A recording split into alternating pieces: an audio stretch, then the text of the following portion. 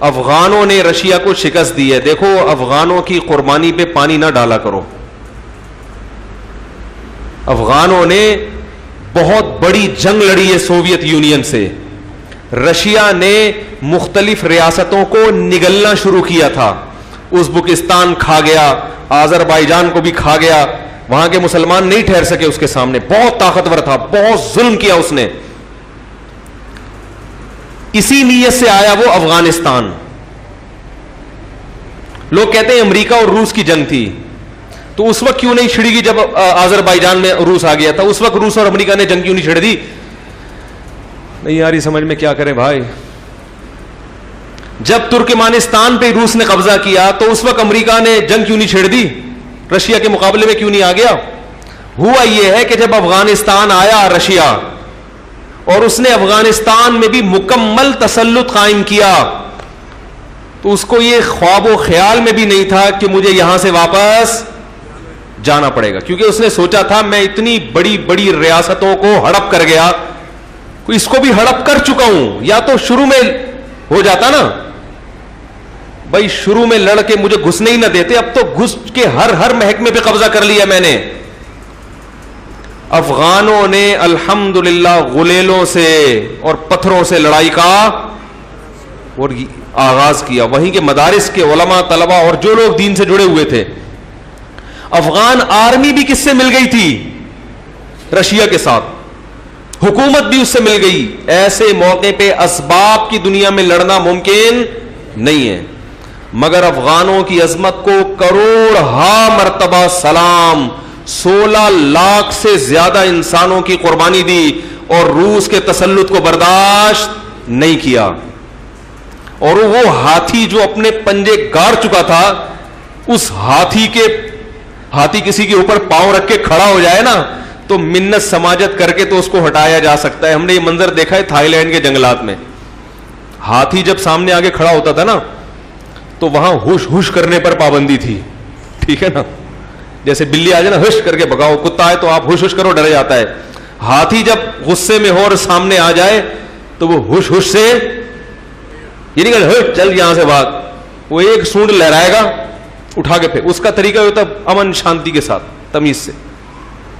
آپ ایسے کھڑے ہو جاؤ اور قومی ترانہ شروع کر دو بہت, کیونکہ وہ تو ہاتھی ہے, اس کے لیے قدم آگے رکھنا آسان ہے, قدم اٹھانا مشکل ہے. اور آپ اس کے قدم کو ایسے اٹھاؤ ہاتھ سے پکڑ کے, وہ تو دوسرا قدم بھی رکھ دے گا. رشیا کو سفید ریچھ کہا جاتا تھا, سفید ریچھ. ظلم اور بربریت کی داستانیں قائم کی تھی افغانستان میں. اللہ افغانوں کو جزائے خیر دے, جنہوں نے اتنی قربانیاں دی ہیں, اتنی قربانیاں دی.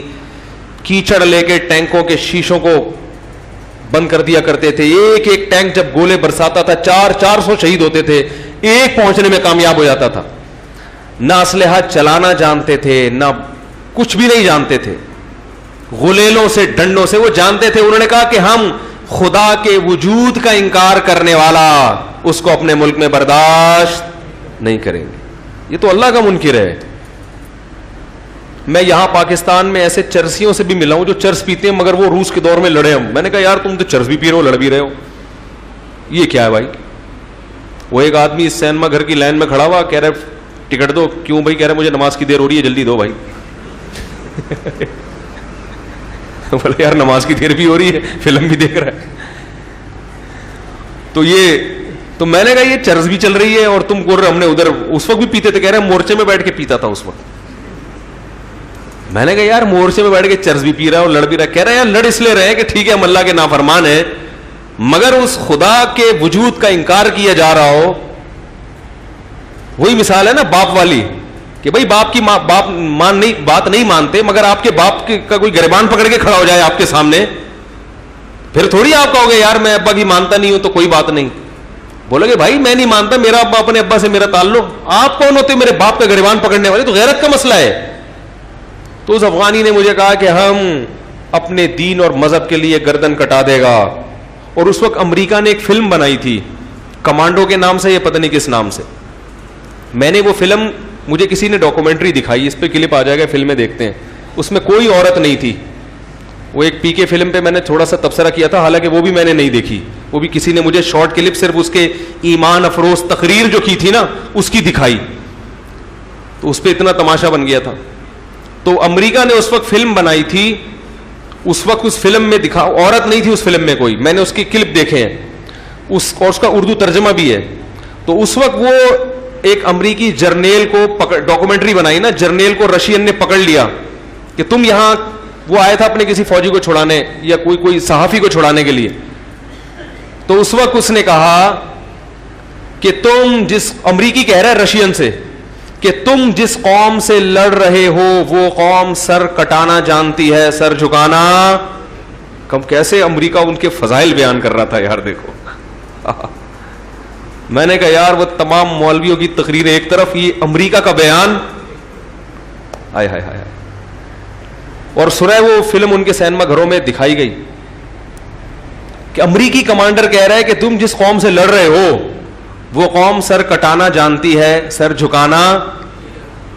آج یہ سارا کریڈٹ جو لبرل لوگ ہیں نا, جو جہاد کو نہیں مانتے, وہ سارا کریڈٹ کس کو دے دیتے ہیں؟ یہ تو امریکہ کی جنگ تھی, روس کی جنگ تھی, یہ تو یہ تھا. ٹھیک ہے امریکہ نے مدد کی ہے, مگر امریکہ نے جب دیکھا کہ یہ افغان کھڑے ہو گئے ہیں اور رشیا کے بس میں ان سے نمٹنا نہیں ہے, ہارے گا, پھر انہوں نے کہا چلو انگلی کٹا کے ہم بھی شہیدوں میں نام لکھا. کیونکہ رشیا سے تو سبھی خوار کھا رہے تھے نا, امریکہ بھی پریشان تھا رشیا سے جس طرح وہ پھیلتا جا رہا تھا. پھر تو سب نے مدد کی ان کی, پاکستان نے بھی کی اور سعودیہ نے بھی کی, سارے ملک اکٹھے ہو گئے. اور لیکن وہ آخر میں ہوا ہے, اصل تو جنگ کس نے لڑی. اور دوسری بات, اگر کوئی مدد کر بھی رہا تھا تو جان کون پیش کر رہا تھا؟ بھائی میرا کوئی دشمن ہو, آپ میرے دشمن سے لڑ رہے ہو, اسلحہ میں دے رہا ہوں, لیکن جان پہ کون کھیل رہا ہے؟ اسلحہ دینے والے کی قربانی نہیں ہوتی, قربانی اس کی ہوتی ہے جو اسلحہ لے کے سامنے لڑ رہا ہوتا ہے. تو اس لیے افغانوں کی قربانی تھی جنہوں نے رشیا کے ٹکڑے کیے اور پھر اس کے پاؤں کو اکھاڑ کے جو پھینکا ہے. اگر یہ جنیوا معاہدہ نہ ہوتا تو افغانستان رشین آرمی کا قبرستان بنتا. ہم ازبکستان نہ جاتے, ہم رشین کے ہول سیل کے حساب سے قبریں دیکھنے کے لیے کہاں جاتے؟ افغانستان. امریکہ بڑا سمجھدار تھا, اسی لیے اس نے افغانستان میں وہ طریقہ اختیار نہیں کیا جو کس نے کیا؟ اس نے آ کے الیکشن کروا کے پٹھانوں کی حکومت ہی بنائی. ٹھیک ہے جو مرضی سیاست کی اس نے, لیکن اس نے کہا پنگے بازی ٹھیک ہے نا, ڈائریکٹ اس طرح سے پنگے بازی صحت کے لیے نقصان دہ. ابھی وہاں دینی مدارس بھی, اگرچہ حکومت امریکہ کی ہے اور لڑائی ہو رہی ہے وہاں پہ, حالات ابھی بھی کنٹرول میں نہیں ہے, لیکن وہ بدحالی نہیں ہے جو رشیا کے دور میں تھی. مدارس ہیں, مساجد ہیں, نمازیں ہو رہی ہیں. رشیا نے آ کے سب ختم کر دیا تھا. تو ایسی اس کو چپت لگی پھر رشیا کو کہ وہ دنیا نے عبرت حاصل کی کہ بھائی ان کے مذہب کو مت چھیڑو. سمجھ میں آ رہی ہے بات؟ کچھ بھی کرو ان کے مذہب کو مت. ابھی اب امریکہ ہے مگر مذہب کو نہیں چھیڑا. اسلامک یونیورسٹیاں بھی ہیں اور اماموں کی تنخواہیں بھی ہیں اور عدالتوں میں شریعت بھی نافذ ہے, علماء بیٹھے ہوئے ہیں عدالتوں میں. لیکن بہرحال ایسے حالات نہیں ہے جیسے پہلے ہوا کرتے تھے افغانستان کے, اور چل رہا ہے ابھی بھی سلسلہ. تسلط ابھی بھی قائم نہیں ہوا, معاہدے ہو رہے ہیں, دونوں کے بیٹھ کے میز پہ بیٹھتے ہیں اور بغیر کسی نتیجے کے. طالبان کا ایک ہی دعویٰ ہے کہ پہلے فوج لے کے جاؤ, وہ کہیں جی لے کے ہی جانا ہے تو پھر مذاکرات کس بات کی کرنے بھائی. وہ کہہ رہے ہیں نہیں بیٹھ کے مذاکرات. تو یہ چل رہا ہے, دعا کریں کوئی خیر کی صورت نکلے, افغانستان میں امن قائم ہو. تو بات کو میں ختم کرتا ہوں. تو جب افغانوں نے اس کے قدم کو اکھاڑا ہے تو الحمدللہ پھر وہ اپنے ہی ملک میں پنپنے کے قابل. اور یہ تو رشیا نے بڑا اچھا کیا کہ ان ریاستوں کو خود سے اس نے آزادی دے دی. اگر آزادی نہ دیتا تو یہ افغانی رشیا کی سرحد میں ان لوگوں کے ساتھ مل کے اس ملک میں گھس کے روسیوں کو مارتے اور وہ بھاگتے. وہ کہتے ہیں ہم نے وہاں تو پٹائی کھائی ہے, کم از کم یہاں تو چھوڑ دو ہمیں. تو رشیا نے بڑی سمجھداری کی, بولا جو جو ملک کو آزادی چاہیے بھائی لے لو یار.